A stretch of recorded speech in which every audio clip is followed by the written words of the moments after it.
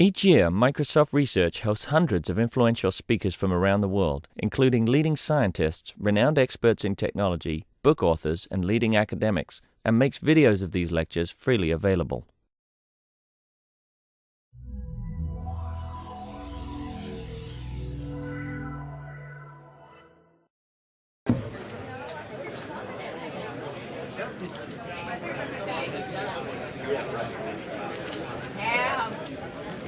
Just waiting for you.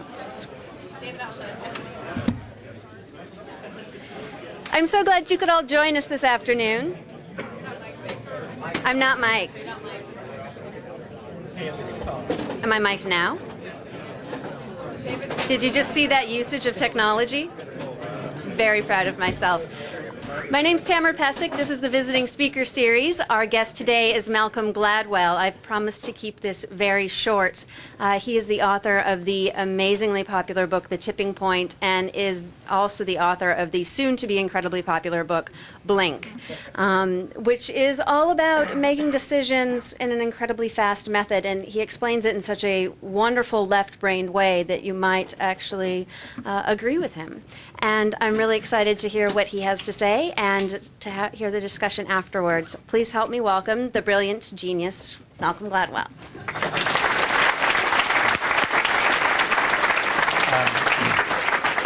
Thank you very much. I'm neither brilliant or genius, but I'll let that slide.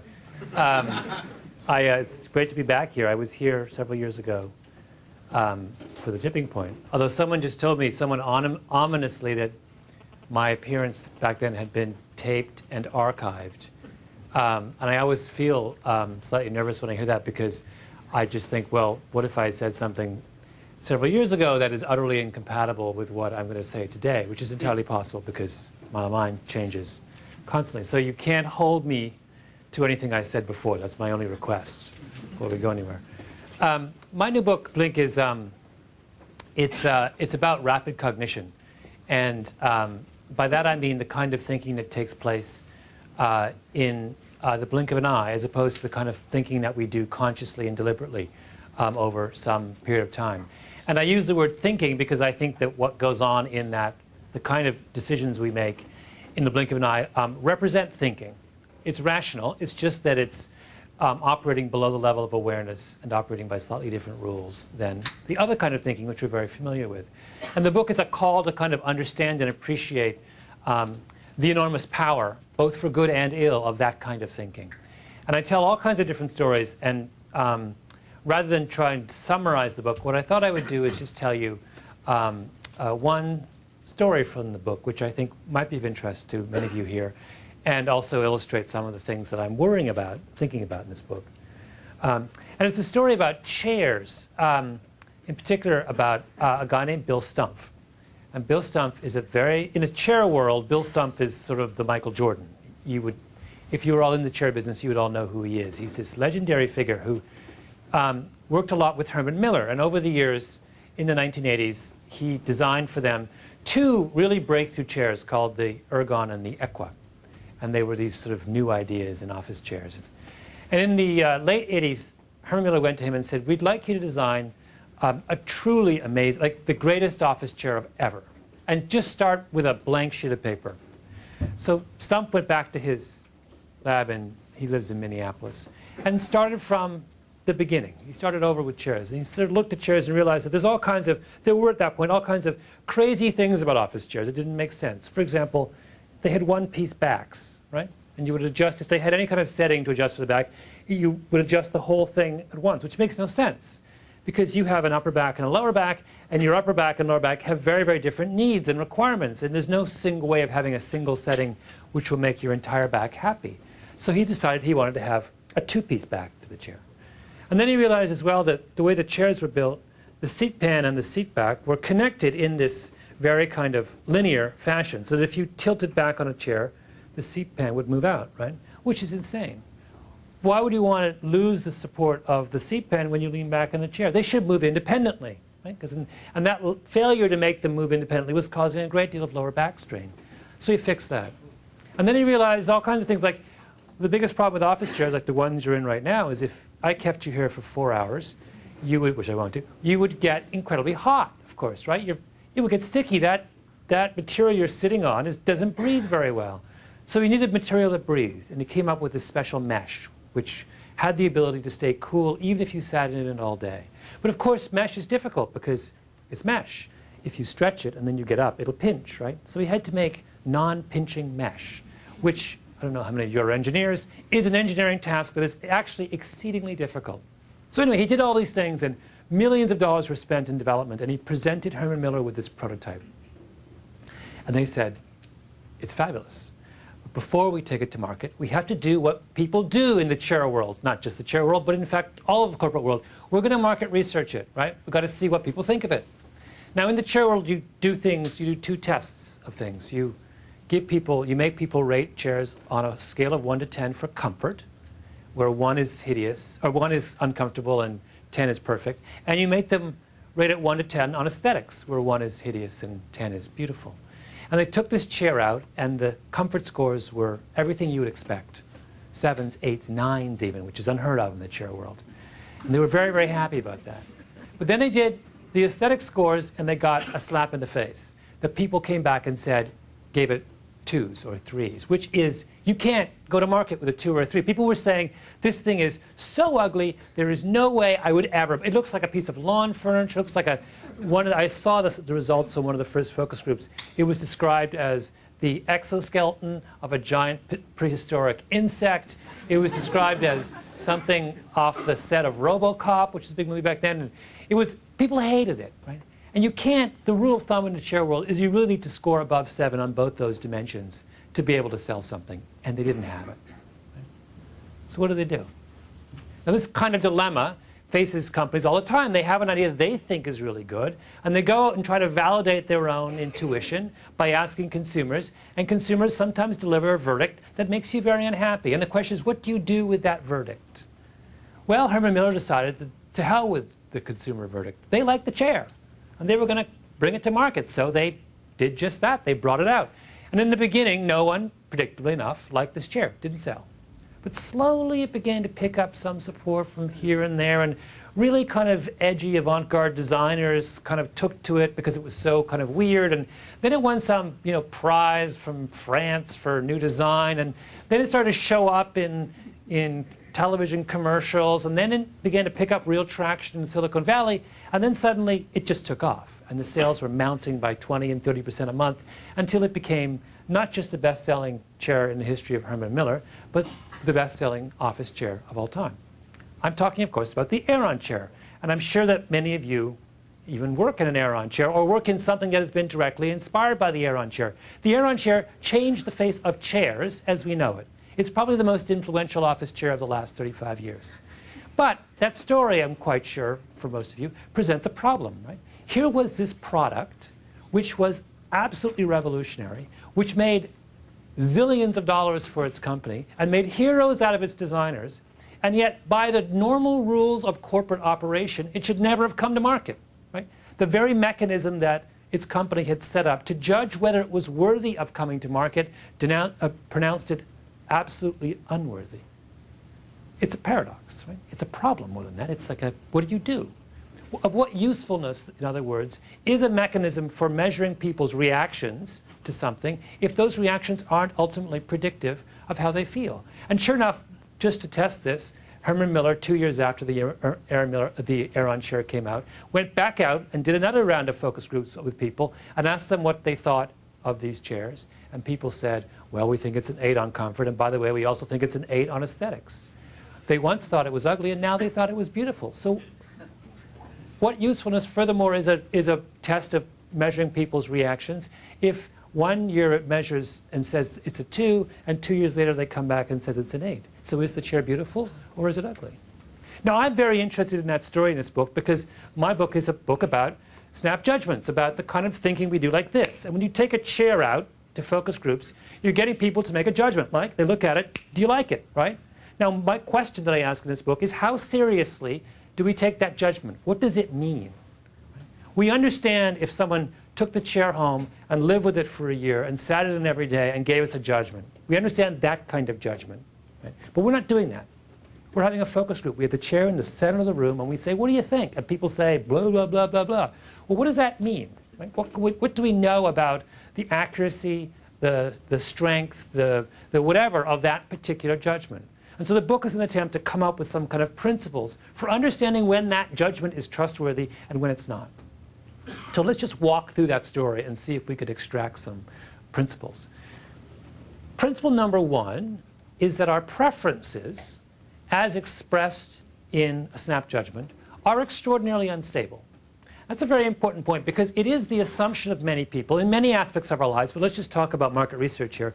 The assumption of a lot of market researchers is that when they measure a preference for something, they're measuring some kind of inherent position on that issue or product or thing, right? But in fact, that's wrong. In fact, when you measure something by a snap judgment, what you're measuring is unbelievably volatile. Let me give you an example. Coke and Pepsi. Remember the Pepsi challenge? Like 2 cups, one's got Coke, one's got Pepsi. You give it to Coke drinkers and you say, take a sip of each, which one do you prefer? And lo and behold, Coke drinkers always prefer Pepsi, right? That's what caused Coke to do the whole new Coke thing 20 years ago, because they were getting killed in this seeming extraordinarily objective measure of what people preferred.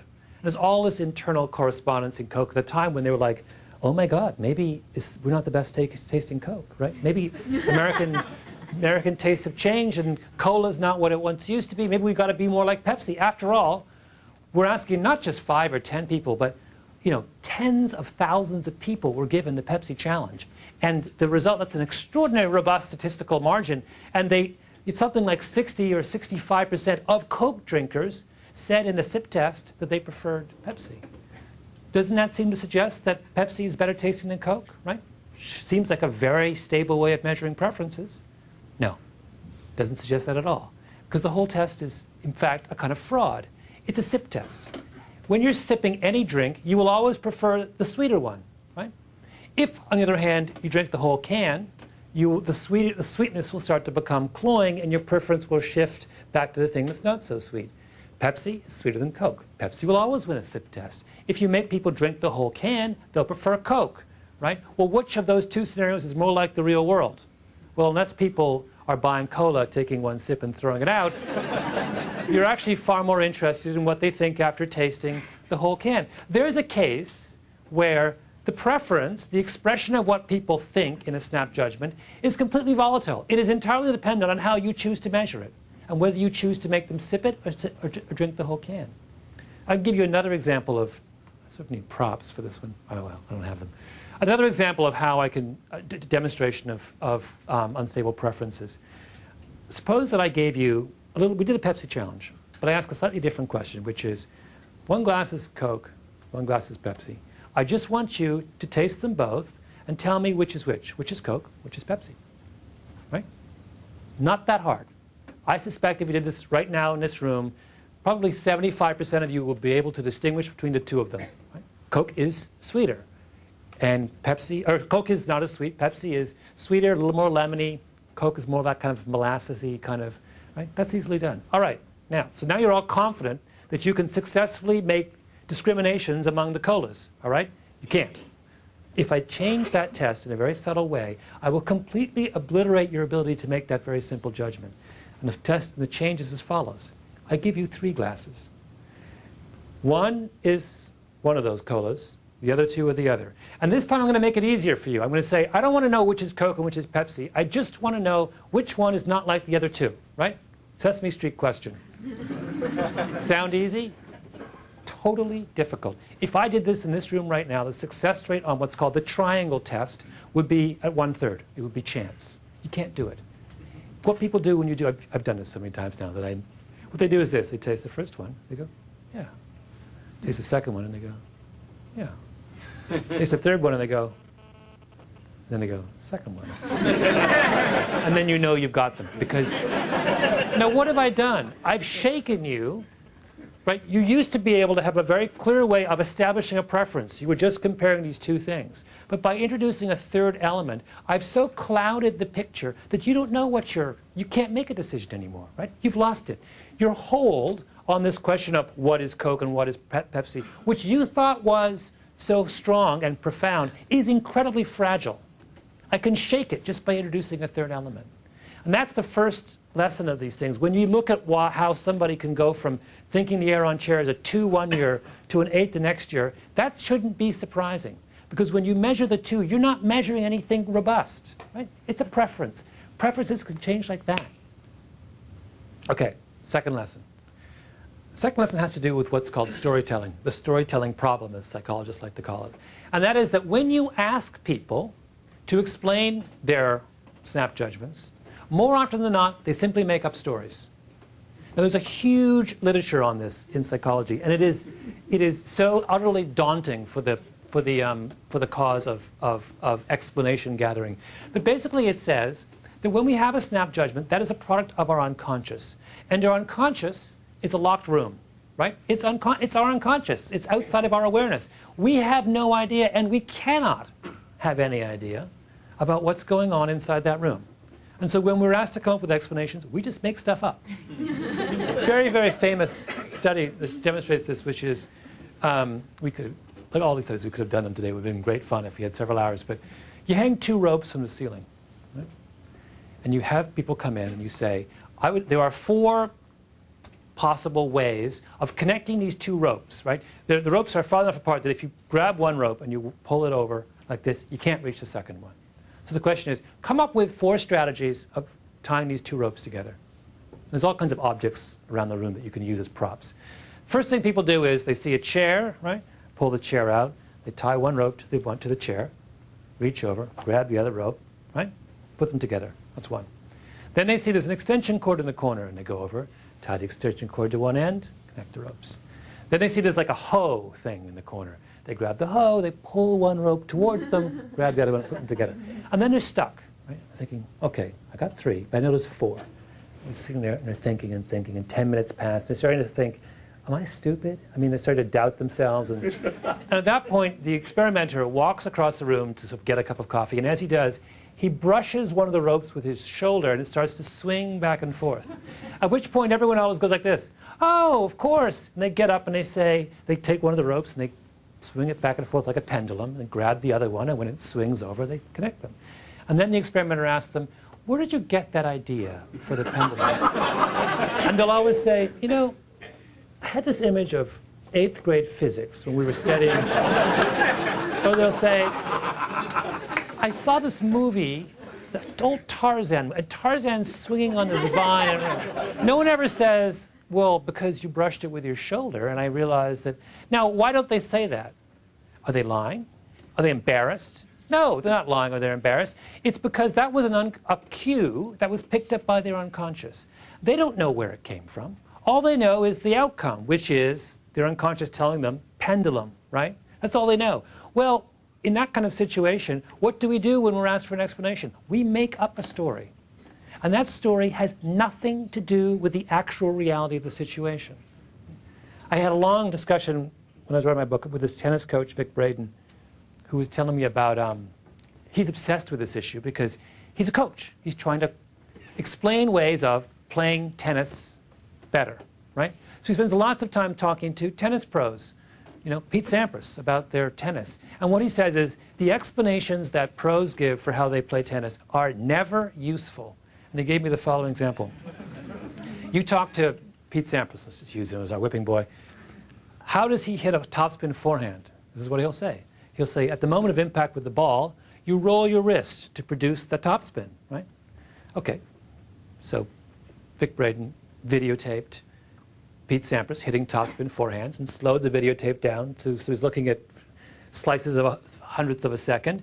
And he showed that Pete Sampras never, ever rolled his wrist when he... In fact, he cannot find a single professional tennis player who rolls his or her wrist when they hit a topspin forehand. You roll your wrist after the ball is gone.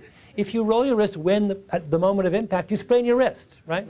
Now, here are people who know more about topspin forehands than anyone else alive. They hit the topspin forehand better than anyone in human history, yet they do not know why they do it, they do not know how they do it. And to ask them to provide an explanation is to come up with an explanation that is more than, in this case, useless.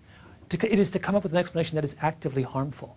Right? That's what we do as human beings when we're asked to account for our snap reactions.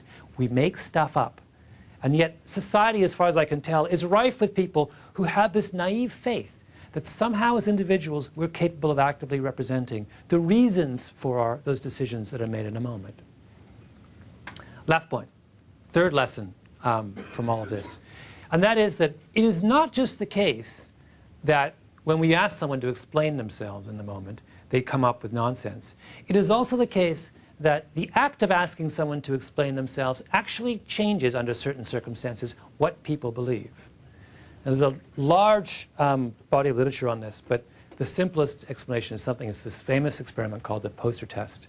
And the poster test is, suppose I divide this room in half, down here, right?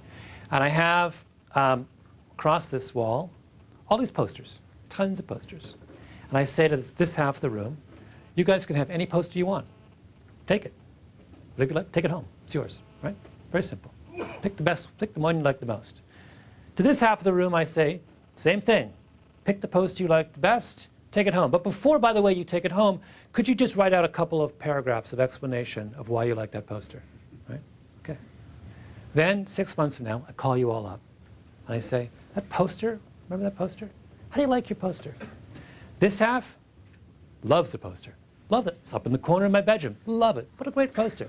This half is like, I hate it. Threw it out, right? And then I look at your poster choices and I find that this half, the ones who are required to choose posters, chose different posters. Right? They didn't choose the same one as you. And I'm guessing that this half, randomly speaking, is roughly the same as this half. Chose very different. And then I look at the kind of posters you chose, and I realize that there is a pattern in the difference. That the posters on the back wall were of two varieties. Some were impressionist paintings, and some were really cutesy ones of like kittens on, you know, balance bars and stuff. You guys all chose the kittens. You chose the impressionist posters. Now, why is that? Because the act of asking you to explain your preference biased you towards things that you could explain. Right? I'm guessing that only a small number of people here feel confident in their ability to write meaningfully and intelligently about impressionist art. So as a result, what did you do? You went with the kitten. Because you said, on an unconscious level, well, I can talk about why I like kittens. I had a kitten when I was young. You know, right? So the act of making you explain your preference not just led you away from the thing that made you most happy, from your true preference, but it biased you in favor of the thing that was most conservative, right? It biased you in favor of the safe choice and against the thing that was strange and unusual. And that, to me, is the single most scariest and most dangerous part of approaching snap judgments in this naive way. And that is by asking for explanations, we create a situation where people turn away from what is radical and a little bit strange and towards the things that are safe. So think of this in the context of the Aeron chair. Right? People are faced with this chair and they're asked to explain what they think about it. And they don't have the language to describe this thing. It's totally unlike any chair they've seen before. Right? So what are they left to do? They have to come up with some kind of explanation. And the only words they can find are words that have all kinds of negative connotations. I hate it. Right? But what do they really mean? They didn't hate it at all. They loved that chair. Or they had within their heart the capacity to love that chair once they got used to it. Right? What they really meant was not that I hate that chair, but that chair is unusual. I don't know what I think of that chair yet. I've never seen a chair like that. That chair is different from all the chairs I've had in my life. Now that reaction is profoundly different from the reaction that I hate that chair. In fact, it's on this end of the spectrum, whereas hate is on that end of the spectrum. And yet, by using this simple mechanism of requiring people to explain their preferences, we have come up with a system that is incapable of distinguishing between objects that people truly hate and objects that people actually will end up loving and have the capacity to transform a marketplace. That is the danger of taking a snap judgment at face value. Of not understanding that when we leap to a conclusion like this, there is a whole world of complexity below the surface. And that this particular conclusion that we reach to is not robust. It's fragile. And it can be corrupted or biased in all kinds of complicated ways. Unless we understand those sources of corruption and bias, then we're helpless in the face of making sense of this very critical part of human decision making. So that's a little précis of one of the many, many arguments in Blink. And I'd be happy to answer any questions that you have. Thank you.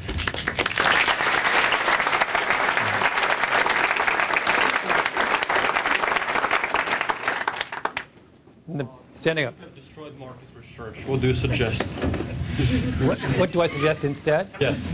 Well, I don't hate all market research. I hate market research that I feel is naive and literal.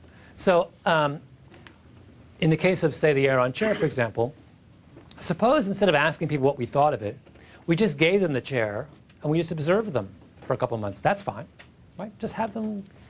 Or suppose that we waited 6 months to get their reaction. Why? What's the hurry? Why try to, this is a chair that you spend millions of dollars, it's clearly unusual. It's going to take some getting used to. People have to sort of incorporate its aesthetic into their worldview. That's going to take time. Right? And actually, Herman Miller understood all of this intuitively. That's why they went ahead with the project, even in the face of such overwhelming. So I don't mind observational stuff that has some kind of, if people interpret what people say as opposed to taking it at face value. If there is some kind of intermediary step, then I think it's fine. But too often, there's no interpretation. It's that what we heard was X, Y, and Z, without realizing that can mean many different things. Sure. I know you've written about interviewing being really, you make a 5 to 10 second judgment. So I'm wondering if that falls within the snap judgment range and would therefore be, you interview the same person 2 days in a row, you make a different opinion, and also the fact that by forcing someone to make a decision about the interview, which Microsoft does, famously, you're actually biasing people away from the more radical but possibly better person than the same old. So. Well, I have very, very strong feelings about interviews. Although for reasons that I am now kicking myself, I don't actually have. I have a little bit on interviews in the book, but not a lot. I should have perhaps put in more. You're quite right. If you talk to psychologists, they will tell you that there is no more flawed methodology in American life than the job interview. It's an absurd process, which nearly everybody botches. And nearly everyone believes, by the way, they're not botching as they are botching it. There are a very limited number of things you can learn about somebody in a face-to-face encounter. They are real, right? But they're limited. So you can learn that somebody is, you can learn how energetic they are. You can learn how extroverted they are. You can have some measure of their self-confidence in that encounter. So if you're hiring someone to do lots of job interviews, you can learn something about how they approach it. So that'd be very, very useful. You can also learn whether you're attracted to that person and whether that person is attracted to you. Another potentially interesting, important thing if your main motivation in hiring is to, come up with employees who you can later hit on. But there are all kinds of other things which you think you can find out, which you can't, right? You cannot learn from an hour conversation with someone how open-minded that person is. Can't. Can't learn how conscientious they are, how hardworking they are. Can't know anything about their ability to function in very different contexts, right? I was talking to an academic group recently, and I was, in the academic world, typically before they hire you, you give a job talk, right? Insanity. What is a job talk? It's a case where I take somebody and I force them very early in their career to stand up before a group of incredibly discriminating critics, all of whom are senior to them, and with their entire career in the balance, give a successful lecture. Now, none of the traits that you are testing in that moment are at all relevant to the life of an academic. In fact, an academic is someone who chose academia in large part because they aren't very good at performing in high-pressure situations and don't want to and have no interest in so doing. Right? It's crazy. It's like if you were the general manager of the Seattle Seahawks and you made everyone who was trying out for the offensive line do crocheting. Right? You think, because, so-and-so can't crochet. I don't know if we can. Why would you be interested in that, right? Why test for things you don't care about? Yet we do this kind of constantly. The job interview if you're hiring someone to work the perfume counter at Saks, then by all means, do a job interview. But a classic face-to-face job interview. But if you're not, then I think you sort of have to come up with better strategies. Sure. In the book, you make a distinction between experts and non-experts, and specifically that we can rely on experts to be able to articulate in hopefully some sort of an accurate way the reasons why something is good versus something is bad. And we've seen through the talk you've given today that there are experts you can trust and experts you can't. The sports star, for example, versus the executives at Herman Miller. Is there some sort of a way that we can tell externally whether somebody else is an expert without being an expert ourselves? That's a good question. Experts, just to take a step backwards for a moment, most experts, yes, you're quite right, that one of the, I talk a lot about this in the book, one of the fruits of experience and expertise is that you do get better at knowing how to explain where your snap judgments come from. Or at least you're less susceptible to the kind of biases and corruption that I've been talking about. Now, I gave the example of tennis stars not being able to do this, but that's actually a specific case because a tennis star who's 25 years old and playing is actually actively uninterested in that version of their expertise, right? They don't think about, they're experts in playing tennis, not in teaching tennis. So that it makes sense that they wouldn't have mastered yet the ability to understand precisely what they're doing if they're doing it in a kind of unconscious mode. But I am very, I do think there are striking differences between the kind of, between those who have specific knowledge in a field and have a snap judgment and those who don't. And you know, there's no perfect way to measure that, of course. But we've moved, this whole project is to move decision making from the false security of the kind of deliberate conscious world into something that is by definition a lot fuzzier. And I think we just have to learn to live with the fuzziness. And that means we don't always know right away whether somebody is expert. Herman Miller trusted Bill Stump because Bill Stump had a history with them. That's why they were willing to say, you know, he did the ergon on the Equa. They made us a lot of money. He's probably right this time too. So there is a kind of, we're getting into judgment, right? As opposed to, you know, this area of human judgment, which is of necessity something that cannot be beautifully calibrated and described. Sure. And in that same vein, are experts dangerous because they do maybe know more, and that changes the way they think about the issue versus the average man or woman? Well, this gets into, I don't know, did Jim Siricky come through here with The Wisdom of Crowds? He's my colleague at The New Yorker who's written this book, which is sharply critical of a lot of expert judgment and saying that aggregated decision making by groups of non-experts can be superior to experts in many forms. And I'm actually profoundly sympathetic to a lot of his arguments. And so I should be careful to kind of specify. What both Jim and I are trying to do is to say that the kind of standard model, the notion that an expert working rationally and deliberately and logically, consciously, through a series of choices, is always the best way to resolve a problem. We both have problems with that. We think that that works for some things, but it's, you know, it's crazy to assume that that model actually is the best for all manner of decisions. And he critiques it from this side to say actually groups are better than individuals in many situations. And I critique from the other side to say there are moments when this kind of unconscious decision making has real advantages. If that sort of answers your question. Sure.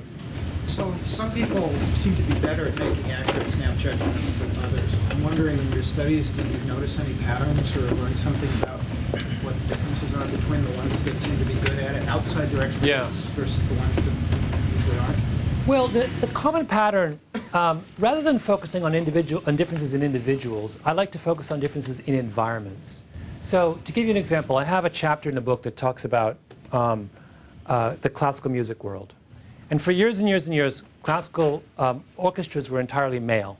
And if you asked people in the business, maestros, why they only hired men, they would say, well, men are better musicians than women. They are fundamentally, inherently better. And you would say, well, why do you think that? And they'd say, well, we have auditions, open auditions, and women come and they play alongside men, and the men always play better. So, you know, what could be a more transparent and objective way of measuring musical ability? And if men are always winning, you know, the women only ever win the competition for the harp.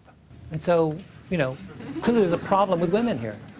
Well then, for a variety of reasons in the 80s, they started to put up screens in auditions. So you could only hear, you couldn't see. And immediately, they start to hire women. And now, in the last 25 years, orchestras have gone from being about 5% female to being roughly 50-50, which says that since the imposition of the screen, women had disproportionately won more auditions than men, which would suggest actually that if anyone is inherently better musician, it's a woman. But put that aside.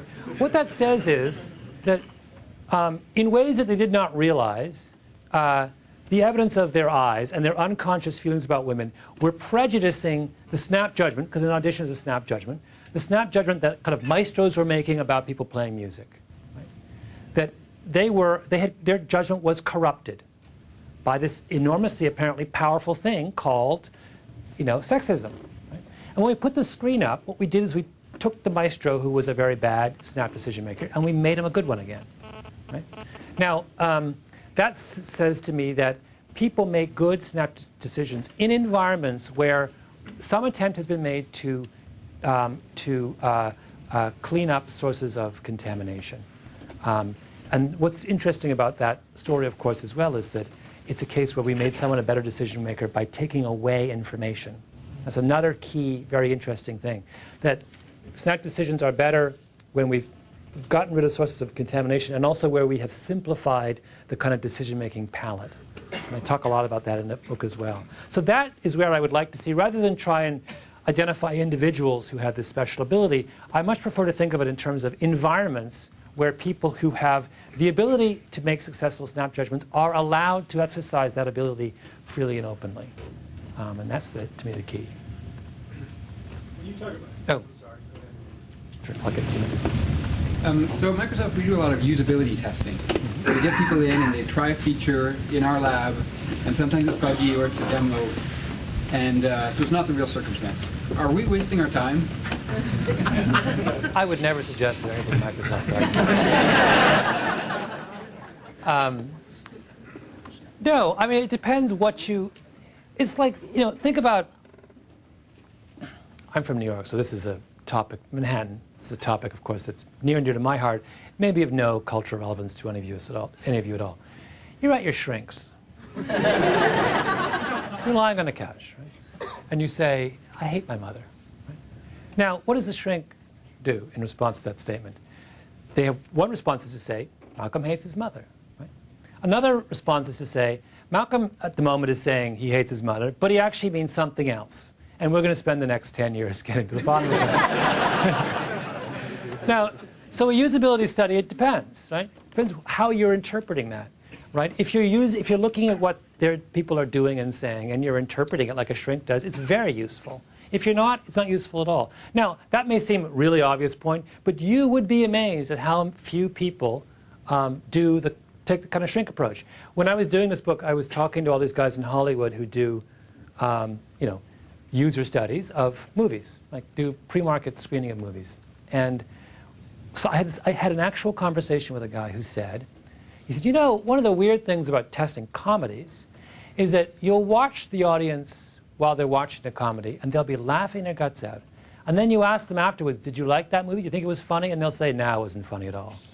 And I said to that, oh, so which of those two versions do you believe? And the guy said, well, what they say, of course. Now, correct me if I'm wrong.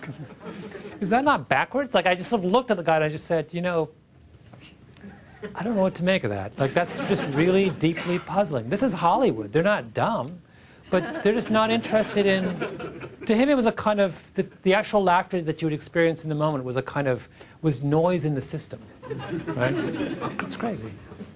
That might go back to the question I was going to ask about focus groups, which is that guy sells tickets not based on the laughing people in the theater, but the buzz they get afterwards as to whether that person tells other people that, that it's a funny movie or not.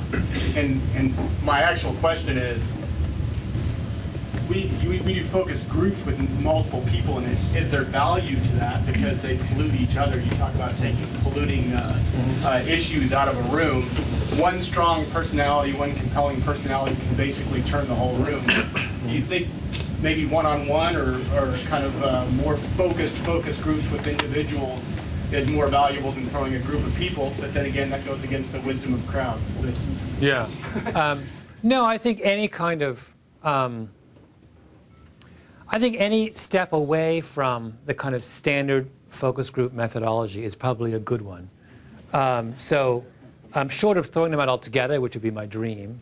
Yeah, I'm sure, like mixing it up and doing all kinds of, viewing people in people's experiences in the greatest possible range of situations is probably all good. On your movie point, it's very interesting you say that. that is where you go. That's what they would say. They would say, I actually care more what they say about the movie than what they did because I want this movie talked up. But then that assumes that the way they describe the movie to a friend is similar as the way they describe it to you. And that's wrong. The problem is that the form of asking someone formally after the movie is a powerfully distorting form. It's not the same as over beers with, Jim, telling Jim. So can I just ask a question on this point? This is something that's been irking me and fascinating me for a long time. And I've been looking for studies retrospectively that look at how well do focus groups predict what actually happens. So and how well do the market studies actually predict outcomes? And I cannot find anything. Yeah. So maybe you came across something in your research that you can.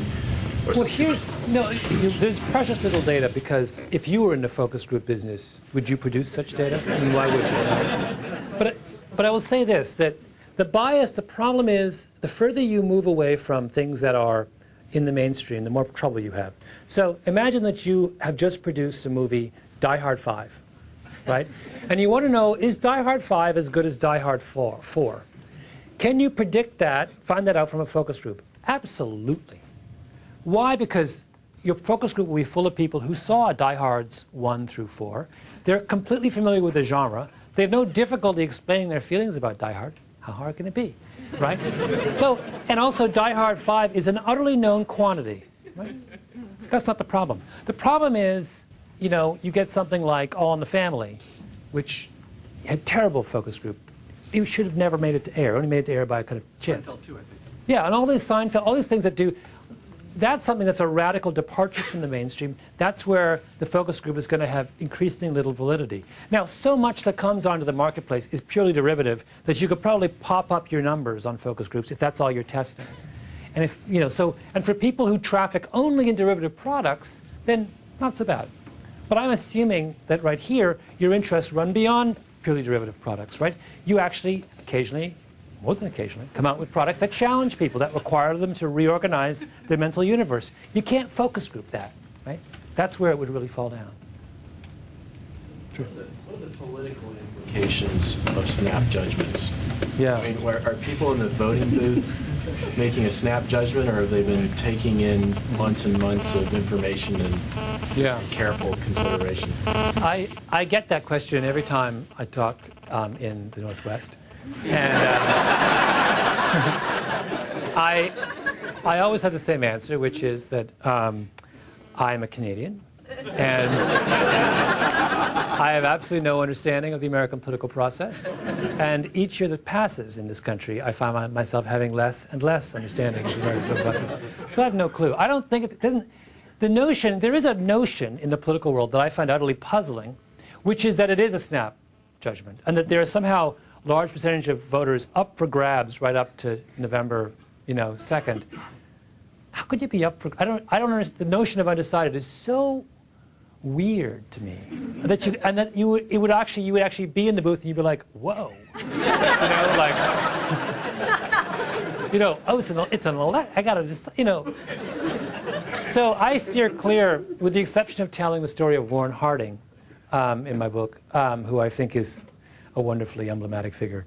I really have nothing to say about politics. Not a political person. But I've been biased against this side. So how about a similar thing that you do have in Canada, I think, like juries? Yeah. Does any of your research sort of relate to how decisions are made in the jury room? Well, I don't have any stuff on juries because we're just getting there. Like the core of psychological research that I was interested in this book is a bunch of people who are examining things like our levels of what attitudes do we carry with us unconsciously, and what impact do they have on our behavior. And we've gotten to the point now where we understand that there is a clear distinction between our unconscious and our conscious attitudes. They have nothing in common with each other. That you can consciously be, for example, an extraordinarily liberal person, and yet simultaneously harbor quite retrograde views on those same subjects. And that those unconscious beliefs will affect things like how you spontaneously behave around someone. So let's say that I'm someone who's consciously very liberal and unconsciously not. So I might be perfectly open to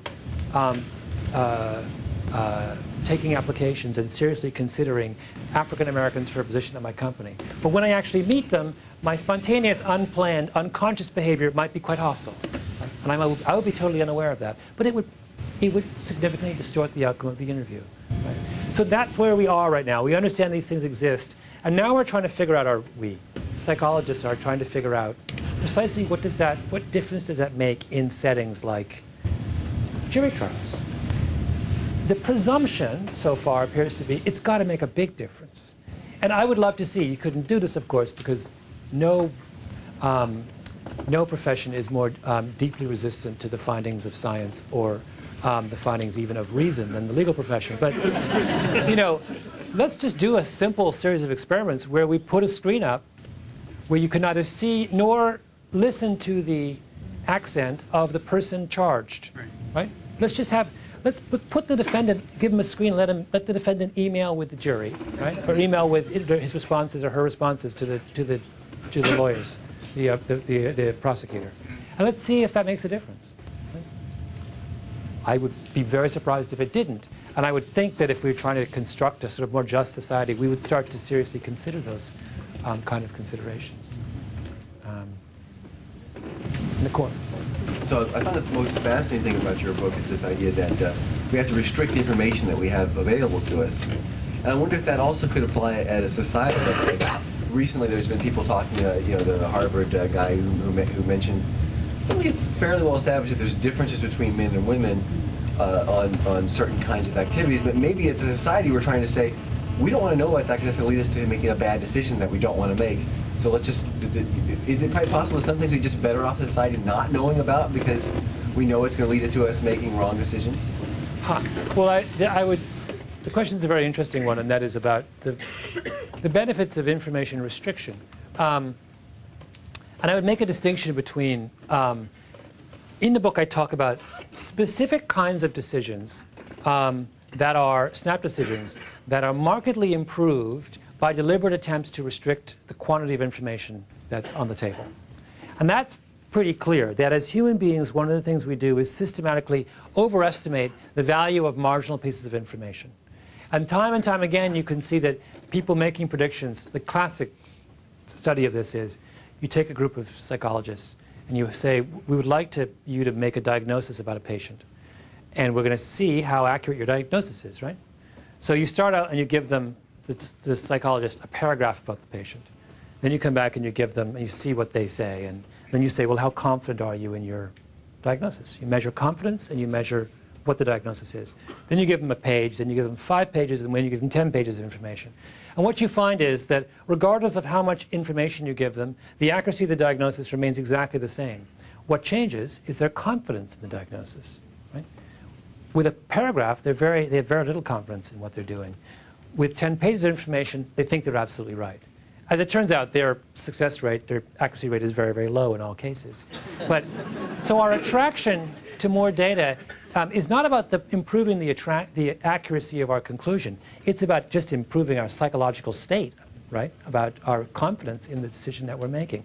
So that's a very important case on a case-by-case basis. There are instances where we may want to clear the playing field. But I can't resist responding to the specific comment about Mr. Summers at Harvard and his comment about women. What he's making is a kind of classic, I even go so far to use the ad hominem, a classic economist there. He needs to, his assumption is that there is no difference, there is no denying that there are differences, substantial differences between men and women. But the question is, are the differences between men and women greater than the differences within each gender? And the answer is they're not. They are, on the scale of things that separate individuals, relatively trivial. So it's not that you can't say there are differences between men and women, it's just that they're just not that important.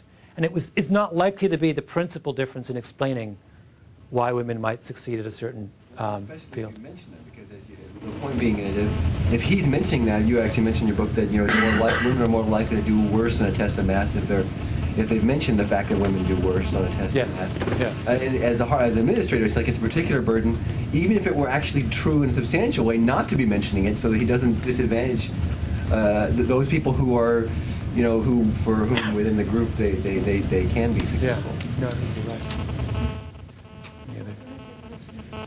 One or two more questions. Right ahead.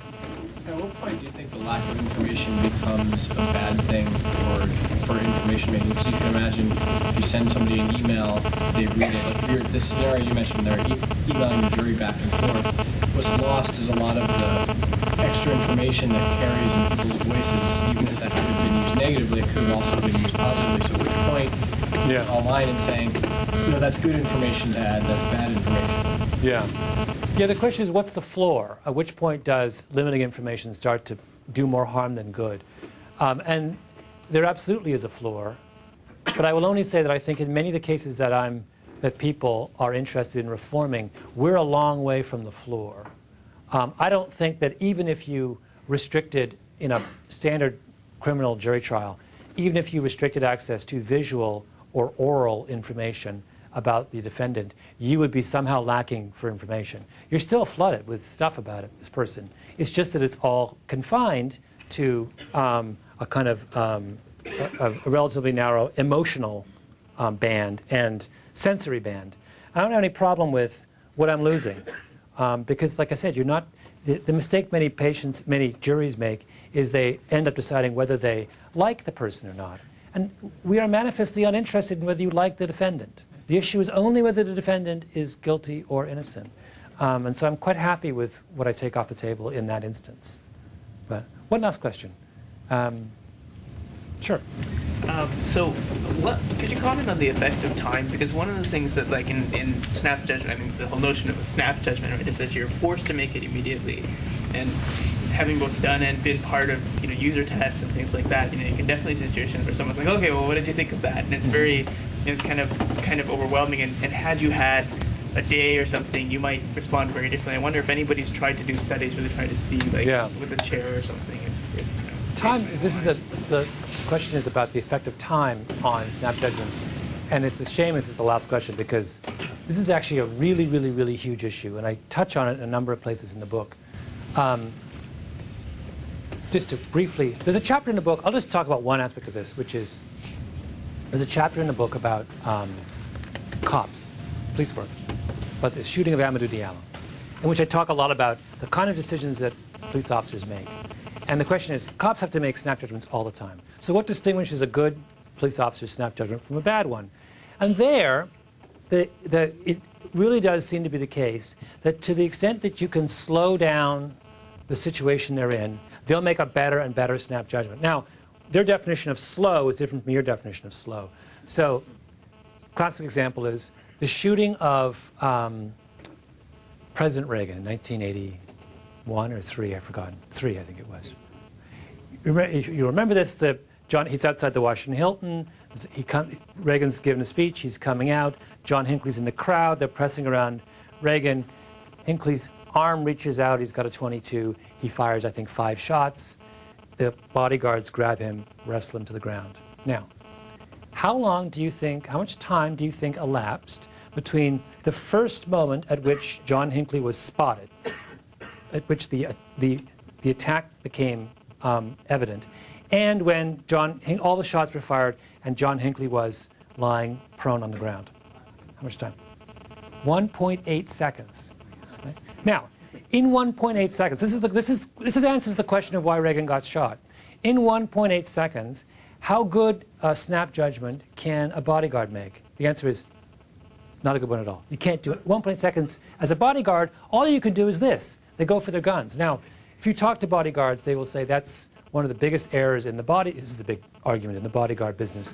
And that is, the big argument is, should bodyguards have guns, right? Now, we would all say, well, of course. But many of them say, actually, no.